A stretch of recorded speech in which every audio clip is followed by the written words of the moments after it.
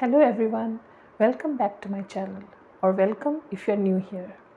Today we are diving into my April reading wrap up.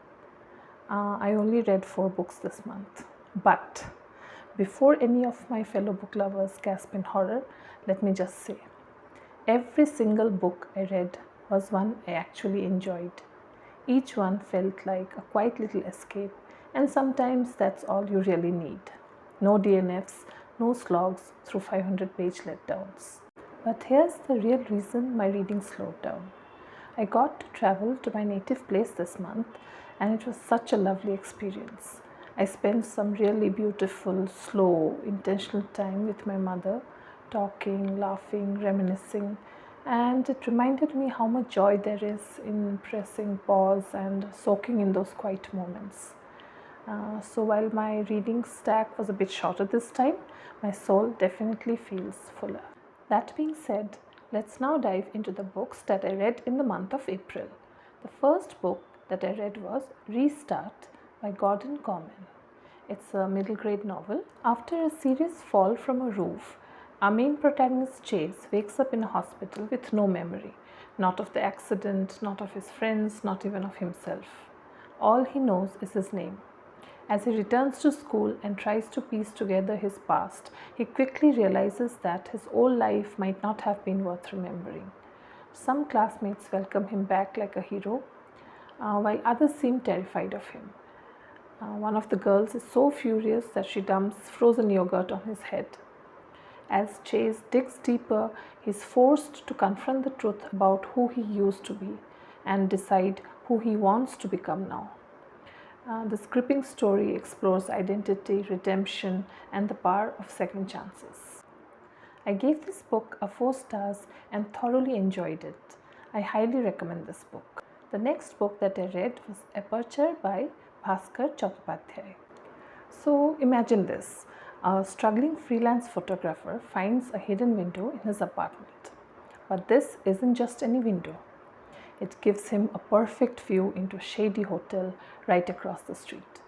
Creepy, right? Curiosity gets the better of him, and soon he's caught up in a dangerous game of voyeurism and blackmail.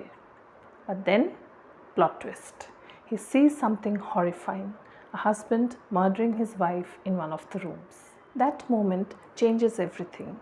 Racked with guilt, he confesses his own wrongdoings to Detective Janardhan Mighty, hoping the real killer gets what he deserves. Now, enter Mighty along with his ever reliable friend Prakash Rai. They take on what seems like an open and shut case, but as they dig deeper, they realize the story has way more layers than anyone expected.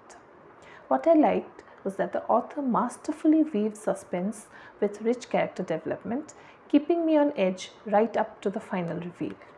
Trust me, if you love murder mysteries with twists and psychological depth, this one's definitely worth your time.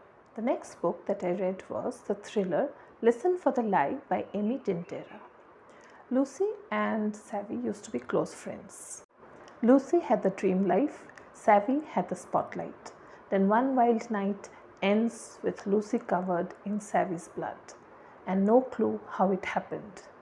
Years later, a hit true crime podcast with a very cute host reopens the case. Now Lucy is heading back to her hometown to find out who really killed her bestie, even if it might have been her. Because the truth has a way of showing up, especially when everyone's listening. I liked how Lucy's character had some sharp, witty moments and that really brought humor to the story. And Lucy's grandmother, absolute scene stealer. She is bold, hilarious, and says exactly what she is thinking. I think this would be a great starter mystery for anyone new to the genre. That being said, I figured out the killer well before the big reveal, and that was a bummer. So I gave it a 3 stars. On the plus side, the fast-paced storytelling and short chapters kept things moving, which I really enjoyed. Overall, I would recommend it if you are looking for an easy, quick mystery read, but seasoned mystery fans might find it a bit predictable. The last book I read is probably one of Roald Dahl's wackiest stories, George's Marvelous Medicine. So here's the setup. George is just your average boy until one day he's stuck at home with his absolutely horrible grandma. She is mean, grumpy, and downright terrifying. Instead of giving her the usual medicine, George decides to whip up his own special mix using pretty much everything he can find around the house. Think shampoo, floor polish, engine oil, you name it. It's in there. And the result, let's just say, things get very weird very fast. What I love about this book is how Roald Dahl totally leans into the chaos. It's got that classic mixture of humor, mischief, and just the right amount of dark weirdness that makes his story so unforgettable.